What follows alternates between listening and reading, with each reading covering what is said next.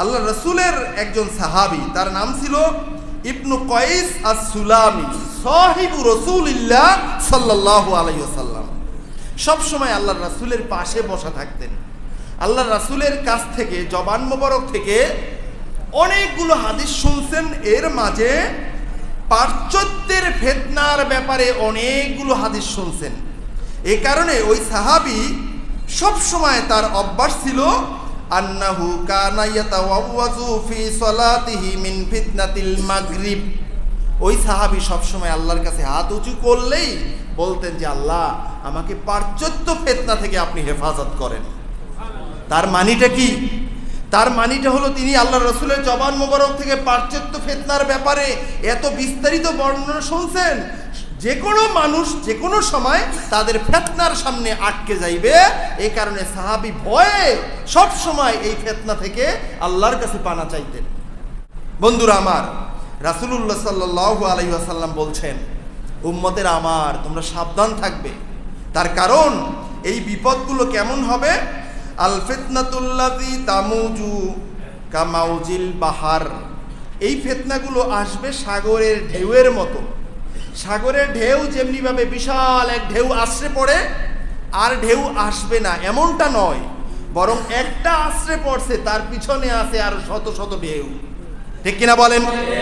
একটার পর একটা ঢেউ যেমনিভাবে আসতে থাকে, এই বিপদগুলো একটার পর একটা আসতেই থাকবে। এই সময়ে মানুষগুলো হয়ে যাবে একেবারে দিশেহারা।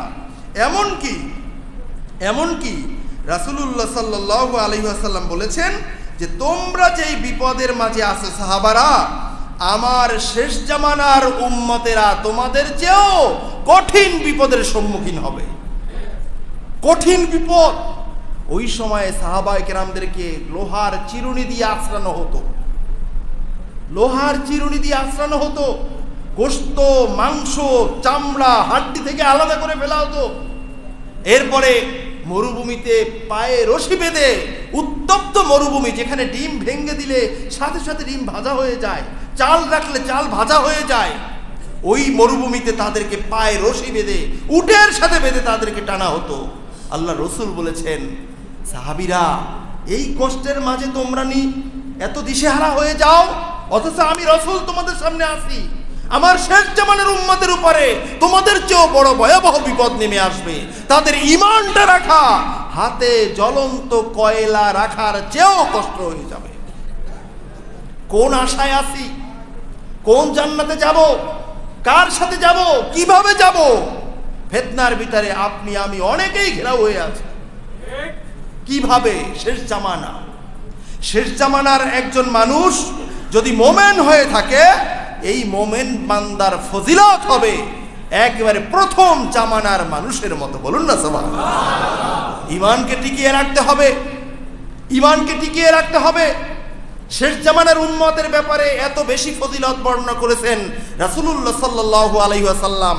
হযরত আবু হুরায়রা রাদিয়াল্লাহু তাআলা আনহু বলেই ফেলছেন, আমি আবু হুরায়রা যদি তখন থাকতাম, আমি আমার জান এবং মাল দিয়ে ইসলামকে টিকিয়ে রাখার চেষ্টা করতাম। আল্লাহু আকবার। যেই আবু হুরায়রা আল্লাহ রাসূলকে দেখেন, ওই আবু হুরায়রা শেষ জামানার নেয়ামত পাওয়ার জন্য আল্লাহ রাসূলকে সামনে রাইখা আশা পোষণ করছেন। সুবহানাল্লাহ। তাহলে বিপদটাও তো আসবে এরকম। ঠিক কিনা বলেন? বন্ধুরা আমার, রাসূলুল্লাহ সাল্লাল্লাহু আলাইহি ওয়াসাল্লাম বলেছেন যে বিপদটা এত বেশি আসবে, ওয়ালা ইয়াখরুজুদ দাজ্জালু হাত্তা ইয়াকুনা খুরুজাহু আহাব্বু ইলা আকওয়ামিন মিন শুরবিল মাইল বারিদ ফিল ইয়াউমিল হার। মানুষগুলো দিশেহারা হয়ে যাবে, কি করবে, কি কর্তব্য বিমূঢ় হয়ে যাবে।